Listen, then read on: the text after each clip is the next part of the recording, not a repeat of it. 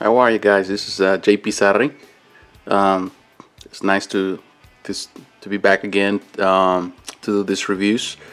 I've been having fun doing this omnibuses reviews. There's a lot of story that you can take out of them. There's a lot of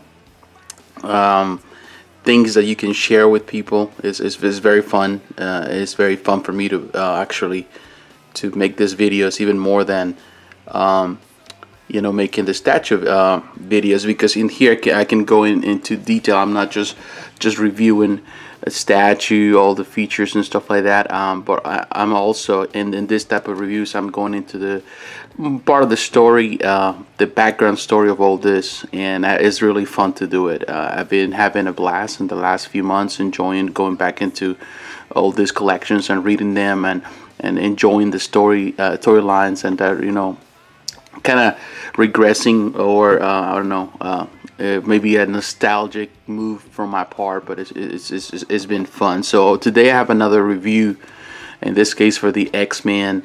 In this case, this is the X-Men by Chris Claremont and Jim Lee and Marc Silvestri. This is actually volume number 1. I can show you here on the front, on the cover.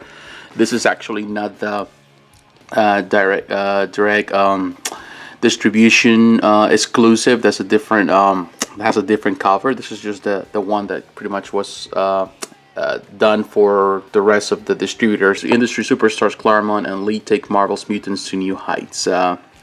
There is, if I'm not mistaken, like 29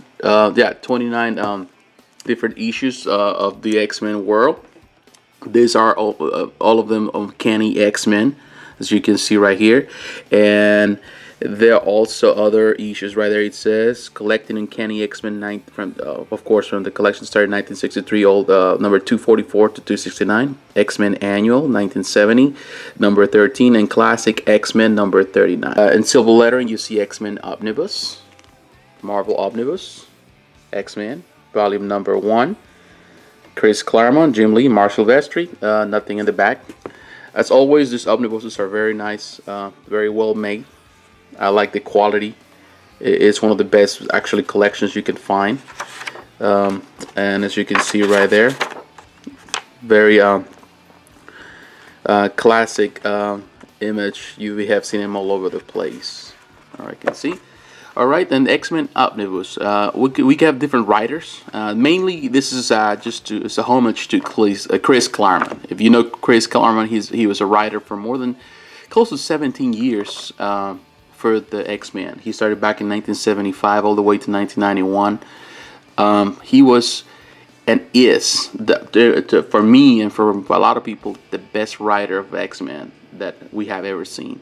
He took this comic that actually was created back in the 60s by Jack Kirby and Stan Lee, took it to heights that nobody seen. He took him to a place where they were so popular that they became #1 comic in worldwide. And Chris Claremont was actually the intrinsic part of this success. Him and John Byrne back in the 70s, and all the drawing part in the 80s, all their drawing was very important, I think, to really create the universe that became X-Men in itself within the Marvel universe. Also, there is participation of Terry Austin, Sally Pashkow, and Noncenti. And the pencilers, you can see Jim Lee. Everybody knows Jim Lee. Marc Silvestri, also a great artist. You know him. The creator of Top Cow Productions and one of the founders of Image Comics. Great artist. Creator of The Darkness and Witchblade and so on. Many other comics that we enjoy up to this day. And the content, you can see it starts right there in Uncanny X-Men number 244 back in 1989. It finished in 1990. Uncanny X-Men 269, and then we have a Classic X-Men 39, and what the number 5 1989. Those were 2 bonuses added to it. If you go into detail, going into the art, as you can see right here, the X-Men was a great story. Marc Silvestri, actually, this is when he really was, and probably in the beginnings As you can see, right there's Jubilee. Actually, this is Jubilee was also one of the as one of the main characters created by my Chris Claremont. The art is very 80s. You know, if you're looking at it, it's very 80s, early 90s, full of color. You know, full of the image. As you can see, the art of, you can see the in this case Marc signature line. One thing about Marc, he was very famous, and he still is. You know, he create women body. He recreated in a way that it was very sexy. You know, very the lines, the way he did it. There were very, very, very, very perfect. But you know, this is a little quirky story that you can see right here. It just all you can see is a great art right here. I think this is Rob Liefeld doing this art, and Rob Liefeld, he came back and he did a lot of the art, with the X-Force and the New Mutants, if I'm not mistaken. Very famous. A lot of people don't like Rob Liefeld because he's always been controversial. Since back in the day, he's always been.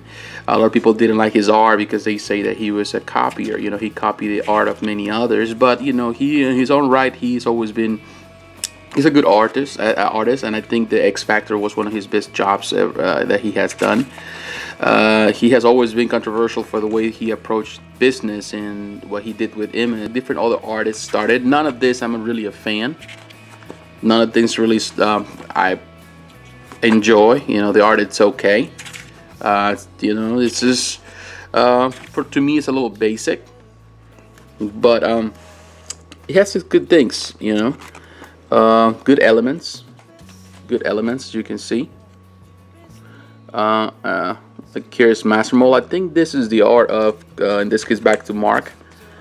And it's just as you can see, Marc was it's still, I think, as you can see, his art was improving a big time. And he was the way he does figure has always been great. The way he does the women, his art with women is mostly like, you can see these women, they kind of like models. The word they present it. That's the way he has done it. He has done it with Witchblade, with every other character he has done. I think that's one of his best things that he does, is the way he does women. As you can see right here, Storm, very cool image of Storm, very 80s, very early 90s.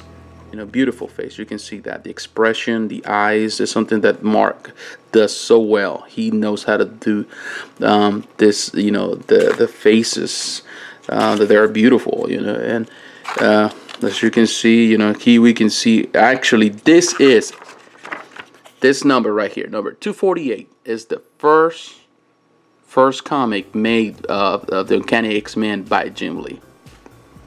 And as you can see, the art is magnificent. You can see the difference. You can see Jim Lee and his art, it's so dynamic.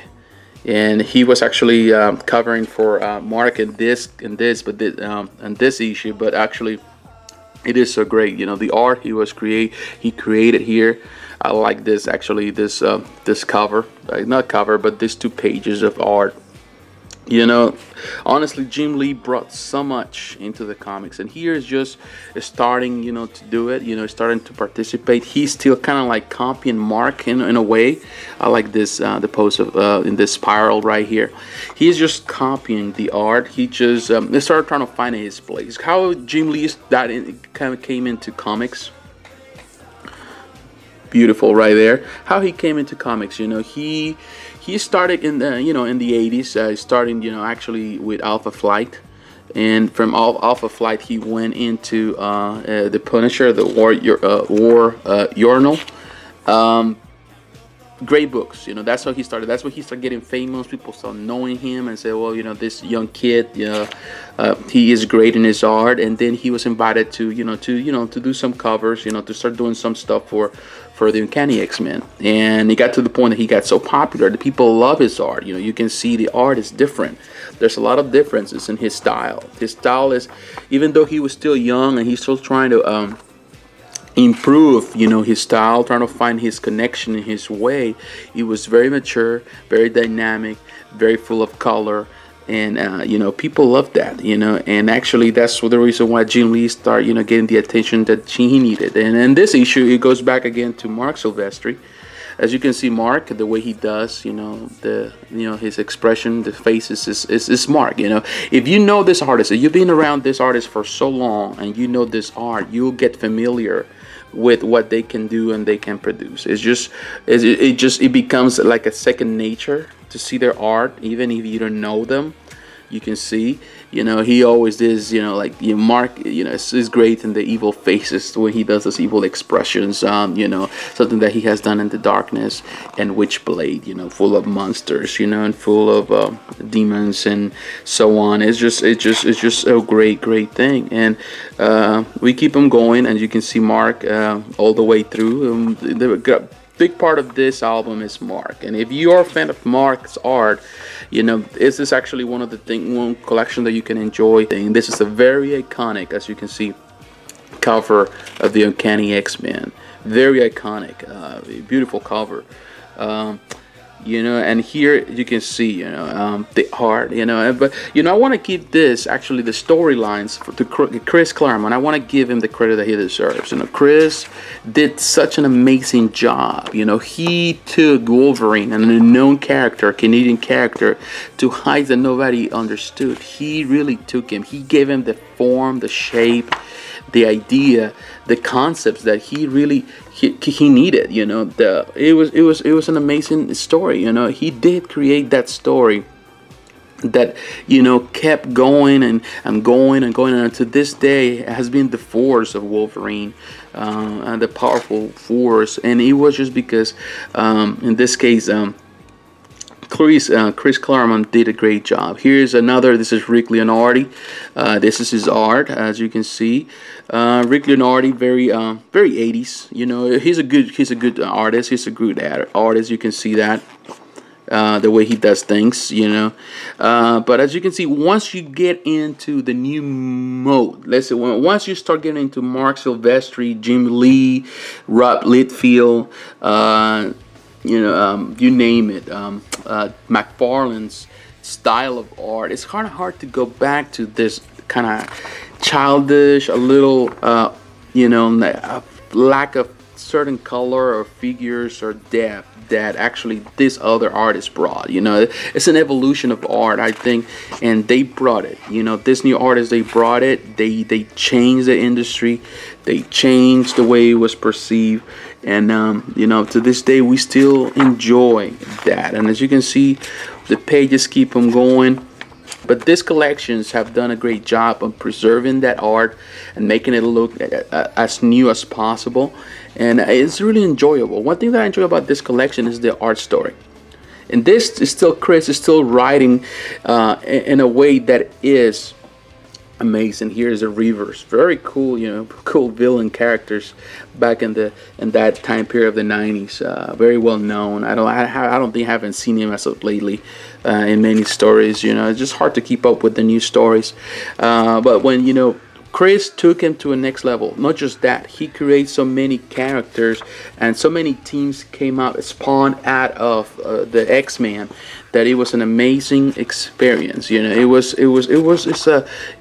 something that you could appreciate. And you know, all you can see is Marc Silvestri going on and on here. There's a lot of art of him. There's a lot of story. He did a pretty good job. I think he did a great job following. I'm not gonna say that he was John Byrne, because personally I always gonna think that John Byrne, I'm gonna put John Byrne in a place of stardom, I would say. But you know, he did a great job. And it's here we're going back actually to Jim Lee, and this is a very iconic cover. As you can see, Scylla, when she was controlled by the Mandarin and the Hand. Very well art. And like I said, you know, he's still working on the art. He's still managing the art. There's a lot to be learned. There's a lot to be done. But Jim Lee is just learning and advancing and moving, you know, forward, creating some of the most amazing stories of the time, along with Chris Claremont. And then they became actually a team that worked together, you know, when they created the X-Men, when they just went back and created they recreate again the X-Men book without, you know, the Uncanny X-Men. As you can see, the art, I like the way he presented Psylocke. You know, he created this this costume has been so iconic up to this day. You know, many costumes have changed and developed and changed. A few of them have just remained the same, and you know, this is one of them. And I love the way he created Colossus. You know, I think Colossus is one of those characters bigger than life. You know, that anybody else could. If there was a person that could have done a good job doing it, was Jim Lee. He did draw him in a way that he was gigantic, strong. His presence was well done, but you can see the art. It is amazing, beautiful right here. The way he did it, you know, it's just amazing. The art, the work. Jim Lee was, you know, is still getting into that mood, that point of movement, you know. And honestly, when I see his art, I see the advancement of his art. I see the way he presented things, the big manga, you know, Japanese influence, Japanese Asian influence. But that influence, you know, took these characters to a new level that were amazing. You know, it was just, you know, if you can see the storylines, you can see everything, you know, so iconic. As you can see Wolverine right there, so iconic. Wolverine, nobody, in my personal opinion, has done Wolverine justice as Jim Lee did. Jim Lee just took him, created. This cover is so iconic, beautiful cover. You know, as you can see with you know, with Wolverine, with Logan, and as you can see right there, Broken Chains. It's just the art. You know, it's like, you know, Marc Silvestri was good, but you know, Jim Lee, in my opinion, was a lot better. You know, and he still is. You know, a lot of people might complain, might say that, you know, that don't like the art, hurt people. And honestly, I don't know why people have a problem with his art, because honestly, all I have seen is beautiful art after beautiful art. Is all I see. You know, it's Jim Lee at top of his game. As you can see, the stories keep him going. This is a very this, you know, the stories, you know, and they all make sense. You know, one thing about the everything that was done, and actually this is Marc Silvestri again. He came back actually, and as you can see, Marc Silvestri art. You know, once you start getting into the Jim Lee mood, you know, Marc Silvestri is a good artist, and I love his art too. You know, this is great. It's amazing, but you just want more Jim Lee, and that's what actually happened. Got to the point where Jim Lee had to take the job, because, you know, honestly, he was great. But you know, Marc too. You know, I think, you know, one thing it is, when there's true competition, the art can be enjoyed, and that's just what happened with you know, that mean face. Those mean faces that Marc Silvestri does are one of a kind. When you can see the artist that, you know, it's a competition, it becomes a competition. When you see young blood, like in this case Jim Lee, trying to make it up, and you see what's happening, you really start enjoying it, you know, and really enjoying the art. You know, Jubilee was very popular back in the day, very popular. Nowadays it's hard to see her. I don't think I've seen a story with her in a very long time. You know, you see Wolverine brown custom. Everybody loves the brown custom. I think is the more iconic, more classical, and the best of all of them. And as you can see here, as a this Kieron Dwyer, as different artists. Honestly, I'm not crazy about his art. You know, it's very simplistic. You know, it doesn't have the depth that, you know, you're looking for, but you know, every artist draws in a different way, and every artist deserves an opportunity, you know, to you know, present the art as they see fit. But the story, I think there's two issues on this one that he's part of. You know, just leave it like that. You know, it's not, you know, it's good to have this collection where, you know, everything's presented. Here you have Mike Collins, the same thing. You know, a lot of this, you know, issues are, the stories are good because they're written by Chris, but the art, you know, left a lot to be desired. And for my part, they were not the greatest things. But what this actually collection shine is when you see Marc Silvestri, and mainly when you see Jim Lee's art. You know, it has all the beginnings of their art, and that's a great thing. Also, there's some stories there that are involved, that are important, and here is where you can see one of them. This is Enter the Mutant called Gambit. This is the first issue where Gambit comes to life, and in this case it was penciled by Mike Collins. You know, the art wasn't the greatest. The powers of in this case Gambit were completely defined yet, but they still there. You know, the face was not, you know, as good. I think Jim Lee took him to a much better level of art and design. But you know, pretty much the basic uniform that he had until now, it was created there, and that's a very nice cover right there. And as you can see, the art beautiful. You know, this is the thing. You know, like I was telling you, once you get into Jim Lee's art, you just don't want to go back. You just don't want anybody else to touch the characters. You know, you don't want anybody else to start doing anything else. The art, it just speaks for itself. Great art. And now we're going into a very important issue right here, and the Uncanny X-Men number 268. One of the more famous issues of this book and this collection is right here, as you can see. Very iconic, you know, and actually this, so iconic. This actually image of Captain America, to this day, is one of the most iconic figures. It will be so nice if one day we can have a statue that represent this character just the way it is. You know, I'm telling you, I'll be completely sold out if I ever have that chance. You know, this is one of the most famous issues of Uncanny X-Men. You know, and the truth is, it well deserved, because you know, he did such an amazing job. Jim Lee did such an amazing job. You see the Black Widow, so beautiful. The art is beautiful. You know, always so dynamic. You know, very muscular. You know, the way it was presented, the figure and everything. So you know, Jim Lee was learning, but he was learning so quick and so fast, and he was adapting things to his. He was changing. He was making things work in a way that were so beautiful. You know, and the art. It is amazing. You know, it's just, you know, I can go, and I already went a lot. There's more than close to 700 pages in this collection. I like that expression right there. 700 pages in this collection. And I'm telling you, every time I turn around and I see everything that he did, all the art that was done, I'm just amazed. As you can see, Rogue, beautiful right there. And you know, the art, Jim Lee again, it's just the art. It's just amazing. You know, the way he did it.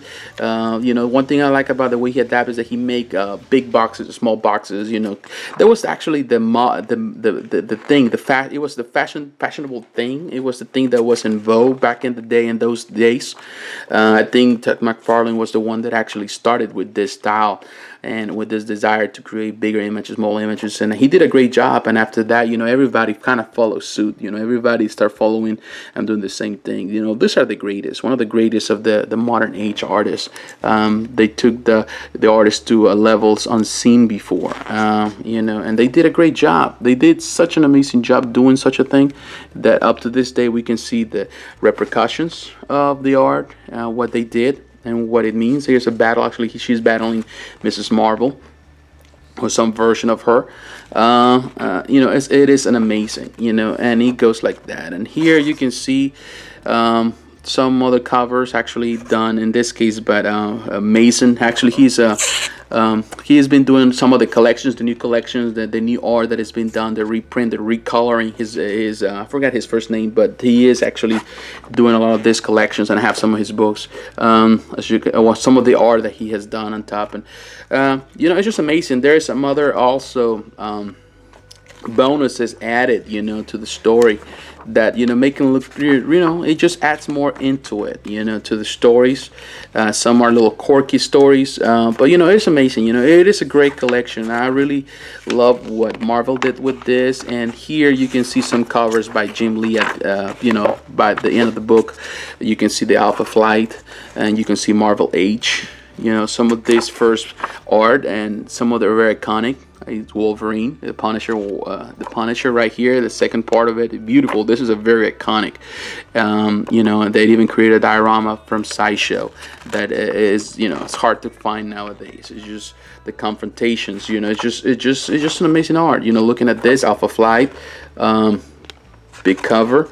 And the Juggernaut, you know, he did a great Juggernaut. And Marvel Superheroes in Spring Special, and you know, Wolverine, you know, he looks so mean in that cover. You know, it's just an amazing thing. And this is one of the most iconic. And like I said, if the same thing with Captain America, if they come up with a statue of this image with Wolverine, I'm sold. You know, I'm getting it. And Alpha Flight again, you know, on the stars, you know, he did such a great run with Alpha Flight, you know. he took Alpha Flight to the next level. And here's some drawings, some sketches. You know, it is an amazing collection. This is just volume 1, and this is actually the cover for the special edition. And it is an amazing cover. You can see that everybody, many of the characters. And here's an interview of Jim Lee, some art, some little art, some this art thing. Those are trading cards. And this is some art of Jim Lee. You know, this is an amazing book. This is an amazing collection, and I can go on and on and on, and you know, and I already did. But you know, I really recommend this to anybody. Now, like I always say at the end of the video, if you're interested on this type of collections, I would say go for it. Volume 2 is even much better than this, in my opinion, because it's just pretty much Jim Lee art all the way through.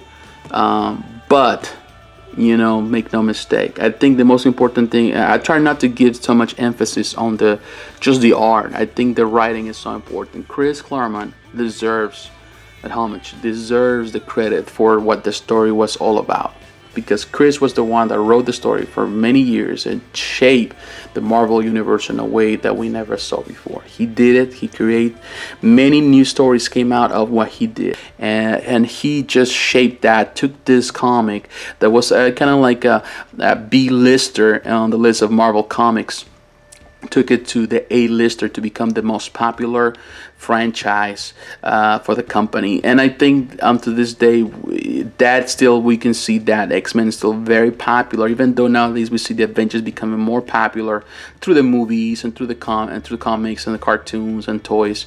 I think, you know, X-Men has a very powerful audience still to this day. Characters like Wolverine, like, you know, the X-Men, like Cyclops, all that have the love and respect for many readers like me that started reading comics very young. So if you're interested on this, when I purchased this, actually, like I said, you know, these prices are normally vary. It was priced at $125 when it came out, $140.